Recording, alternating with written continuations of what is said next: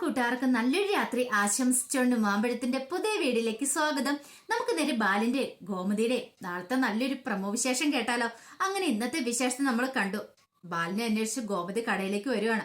അങ്ങനെ അവിടെ വന്നപ്പോ ബാലനും ആനന്ദിനും അവിടെയുണ്ട്. പിന്നീട് ഗോമതി ബാലിന്റെ കാൽക്ക് വീണ് ക്ഷമ ചോദിക്കുകയാണ്. എന്നോട് ക്ഷമിക്ക് ബാലേട്ടാ, എന്റെ അറിവില്ലായ്മയോട് സംഭവിച്ചു പോയതാ. ബാലേട്ടൻ ആരിനോട് അങ്ങനെയൊക്കെ സംസാരിച്ച സമയത്ത് ഞാൻ അവനെ കുറ്റപ്പെടുത്തിയില്ല. അത് ഞാൻ ചെയ്ത് തെറ്റാ. ഇനിയിപ്പോ ബാലേട്ടന് ഇവിടുന്ന് വരാൻ കൂട്ടാക്കിയില്ലെങ്കിൽ ഉറപ്പായിട്ട് ഞാനും ബാലേട്ടനോടൊപ്പം ഈ കടയിൽ ഇരിക്കുമെന്ന് പറയാം. പിന്നീട് ബാലൻ പിടിച്ചെഴുന്നേപ്പിച്ചിട്ട് പറഞ്ഞു, നീ എന്തിനാ എന്നോട് ക്ഷമ പറയണേ? ക്ഷമ പറയേണ്ട ആൾ ആര്യനല്ലേ, സാരമില്ല പോട്ടെ എന്ന് പറയണം.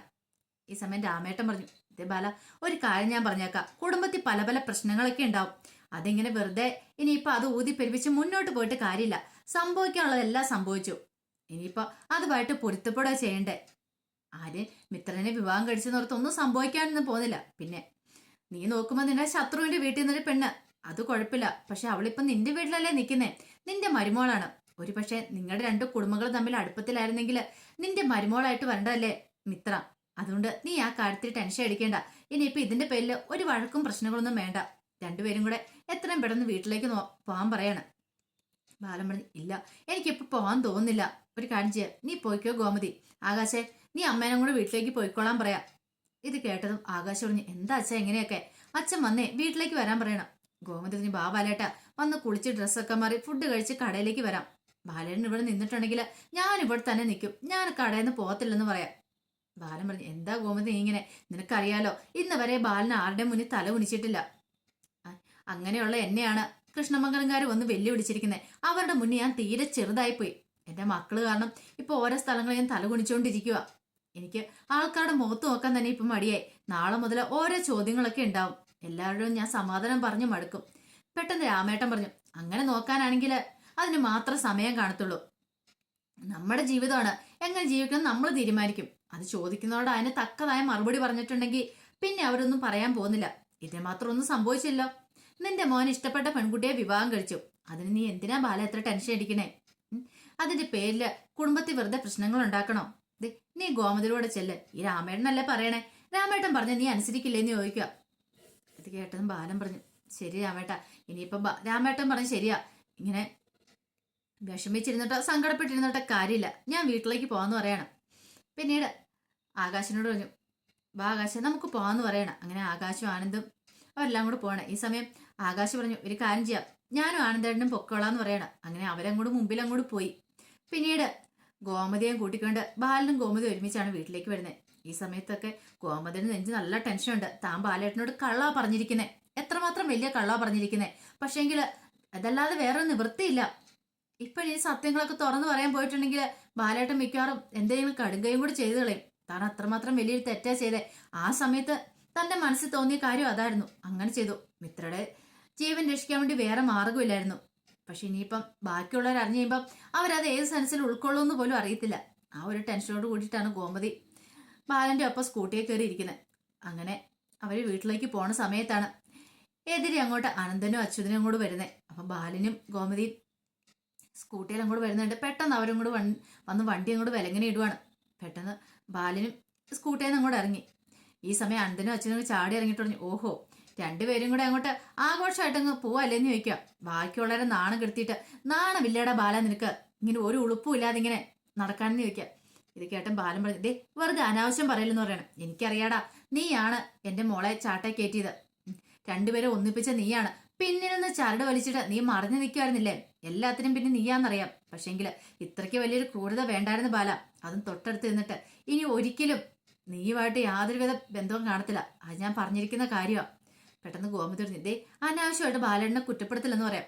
ഒരു ബാലേട്ടൻ വന്നിരിക്കുന്ന പോലും കുറെ വർഷങ്ങൾക്ക് മുമ്പ് ഇവൻ ഇതുപോലത്തെ ഒരു ചെറ്റത്തറ കാണിച്ചത് അറിയാവോ? അന്ന് നിന്നെ അടിച്ചു മാറ്റിക്കൊണ്ടുപോയി. ഇന്നാണ്ടെ അവന്റെ മോനും അല്ല, അവൻ ചെയ്ത കാര്യങ്ങളല്ലേ അവന്റെ മോനും ചെയ്യത്തുള്ളൂ.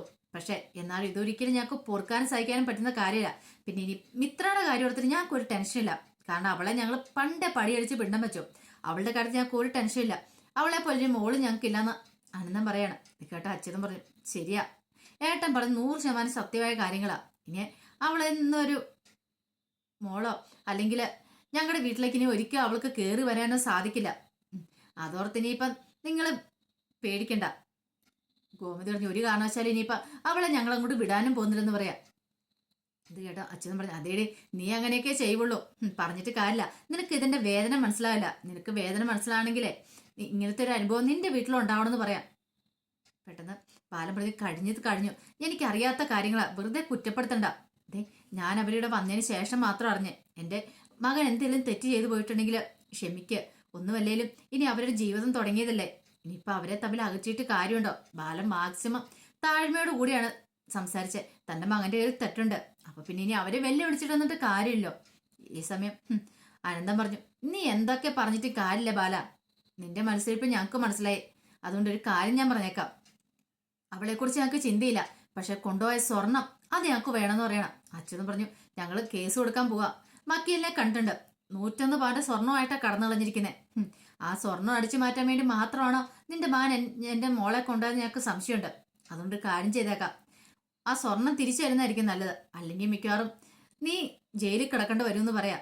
തീട്ടൻ ബാലൻ പറഞ്ഞു ദേ അനാവശ്യം പറയരുത്, ഞാൻ ആരോട് സ്വർണം അടിച്ചു മാറ്റാനൊന്നും പറഞ്ഞിട്ടില്ല, എനിക്ക് അറിയത്തും കൂടി ഇല്ലായിരുന്നു ഇങ്ങനൊരു സംഭവം നടക്കുന്നു, വെറുതെ കള്ളത്തരം പറയില്ലേ ബാല, എനിക്കറിയാം നീ അതിന്റെ പിന്നിൽ നിന്ന്, മര്യാദയ്ക്ക് സ്വർണം തിരിച്ചു വന്നോണം, അല്ലെങ്കിൽ ഉണ്ടല്ലോ സ്വഭാവം തിരിച്ചറിയുമെന്ന് പറയാം. ഇത് കേട്ടൻ ബാലൻ പറഞ്ഞു എടുത്തിട്ടുണ്ടെങ്കിൽ അത് തരാൻ പറ്റുള്ളൂ, ഞാൻ എന്താണല്ലോ ആരുടെ സ്വർണം എടുത്തിട്ടില്ല, പിന്നെ അവരെടുത്തിട്ടുണ്ടെങ്കിൽ അത് അവരോട് തന്നെ പോയി ചോദിക്കാൻ പറയണം. കേട്ടോ ഓഹോ എനിക്ക് മനസ്സിലായടാ, എല്ലാം ഒപ്പിച്ചു വെച്ചിട്ട് നീ മാറി നിൽക്കുവല്ലേ, എന്നിട്ട് ഇപ്പൊ കൈ ഒഴിഞ്ഞ് നിൽക്കുവല്ലേ, അങ്ങനെ നിന്നെ വെറുതെ വിടാൻ ഉദ്ദേശിച്ചിട്ടില്ല, നിന്നെ ഒന്ന് കാണിച്ചു തരാന്ന് പറഞ്ഞിട്ട് ആനന്ദൻ അങ്ങോട്ട് കൈ ഓങ്ങുവാണ്. പെട്ടെന്ന് ഗോമതിയെ കയ്യിലേക്ക് അങ്ങോട്ട് കയറി പിടിച്ചു. തൊട്ടുപോയത് എന്റെ ബാലേട്ടൻ എന്ന് പറയാണ്. ഇത് കണ്ടോ അച്ഛനും ഞെട്ടി. ഓഹോ അപ്പൊ നീ അത്രയ്ക്കായെന്ന് ചോദിക്കാം. അതെ അതെ ആര്യനും ഇത്രയും തമ്മിൽ ഇഷ്ടത്തിലായിരുന്നു, അവര് വിവാഹം കഴിച്ചു, അതിന്റെ പേരില് എന്റെ ബാലേട്ടൻ നേരെ കയ്യെങ്ങാനും ഓങ്ങിയിട്ടുണ്ടല്ലോ. അതെ ഏട്ടനാ അങ്ങനെ ഞാൻ നോക്കത്തില്ല, പിന്നെ ഞാൻ എന്താ ചെയ്യാൻ പോകുന്നത് എനിക്ക് പോലും അറിയത്തില്ല എന്ന് പറയാം. പെട്ടെന്ന് ബാലൻ പറഞ്ഞു ഗോമതി ദേ ബാലേണ്ണൊന്നും മിണ്ടായിരിക്കും, ഒരു തെറ്റും ചെയ്യാത്ത ആളാ ബാലേട്ടൻ, മനസാ വാച കർമ്മണ ബാലേണ്ണ ആന്റെ മിത്രയുടെ കാര്യത്തെക്കുറിച്ച് അറിഞ്ഞിട്ടില്ല, ഒരുപക്ഷെ അത് അറിഞ്ഞിട്ടുണ്ടായിരുന്നെങ്കിൽ ബാലേട്ടൻ തടയുമായിരുന്നു. എന്നിട്ടോ ഇപ്പൊ നിങ്ങൾ പറയുന്നതാ ബാലേട്ടന്റെ മനസ്സറിവ് കൂടിയാണ് ഈ കാര്യങ്ങളൊക്കെ ചെയ്തതെന്ന്. ബാലേട്ടൻ അറിയത്തില്ല എന്ന് പറഞ്ഞാൽ അറിയത്തില്ല അത്ര തന്നെ, പക്ഷെ ഇതിന്റെ പേരില് ബാലേട്ടനെ വെറുതെ കുറ്റപ്പെടുത്താനും ദേഹോപദ്രവം ചെയ്യാനും ശ്രമിച്ചാണ്ടല്ലോ, ഞാൻ വെറുതെ ഇരിക്കില്ല, നോക്കിയിരിക്കില്ല, ഞാൻ ബാലേട്ടന്റെ ഭാര്യ, ഈ കഴുത്തിൽ കിടക്കുന്ന താലി ഉണ്ടല്ലോ ഇതെന്റെ ബാലേട്ടൻ കിട്ടിയതാ, ഇത് കഴുത്തിൽ കിടക്കുന്നിടത്തോളം കാലം എന്റെ ബാലേട്ടന്റെ ദേഹത്ത് ഒരു നുള്ള മണ്ണെങ്കിലും ഇട്ടാ ഈ ഗോമതി കണ്ടുകൊണ്ട് നിൽക്കില്ലെന്ന് പറയാം. കൈ ഉയർത്തി അനന്തന്റെ കൈ താനേ താണു. ഒരിക്കലും പ്രതീക്ഷയില്ല പെങ്ങൾ ഇങ്ങനെ നേർക്ക് നേരെ നോക്കി ഇങ്ങനെ പറയുന്നുള്ളേ, ഇവൾക്ക് ഇതിന് മാത്രം ധൈര്യം എവിടുന്ന് കിട്ടി, മുഖത്ത് നോക്കിപ്പോൾ സംസാരിക്കുന്നതായിരുന്നു ഗോമതി, ഇത്ര ധൈര്യം ഇങ്ങനെ. ഇത് കേട്ട അനന്തൻ പറഞ്ഞാൽ നമുക്കിനി കാണാം, കോടതി വെച്ച് നമുക്ക് കാണാം, സ്വർണം എത്രയും പെട്ടെന്ന് മാനോട് തരാൻ പറഞ്ഞു, അല്ലെ കാണാന്ന് പറയണം. അച്ഛനും പറഞ്ഞു കേറേട്ടാന്ന് പറഞ്ഞിട്ട് അവരങ്ങോട്ട് പോവാണ്.